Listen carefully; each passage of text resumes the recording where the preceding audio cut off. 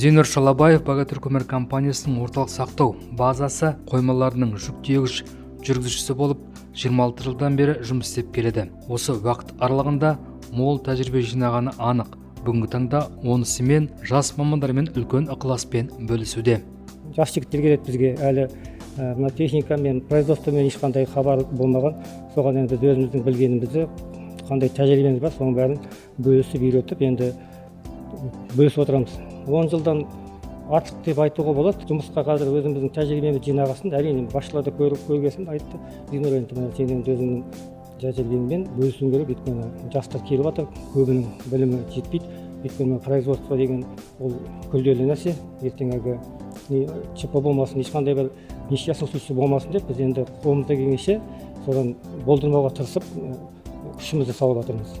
6 адам, 7 адам келіп кетуі мүмкін. Енді мен жылына одан да көп болуы мүмкін. Өйткені кейбір кезде білесіз ғой, енді біреу келеді, басқа бір жұмысқа ауысып кетуі мүмкін. Біреу келеді, өзінің жағдайымен істемей кетуі мүмкін. Бірақ біз ешқайсысына қарамаймыз, ешқайсысын бөлмейміз.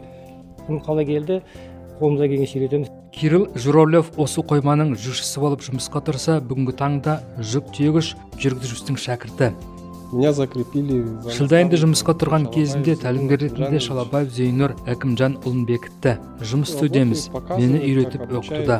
Техникамен жұмыс істеуге үйретті. Онымен жүріп тұру бір басқа да, жүкпен жұмыс істеу бір басқа. Тәлімгер кәсіби шебер, тәжірибесі мол. Сондықтан берері мен үйретері де жеткілікті.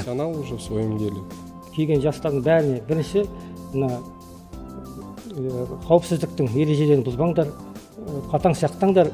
Ол енді мүмкін бір 10 минут, 15 минут біз кеш погрузка болар, разгрузка болар, тиеп түсіреміз. Бірақ сіздердің денсаулықтарыңыз бізге маңызды деп, біз әрқашанда нарядта да біздің басшыларымыз ол күнде айтады.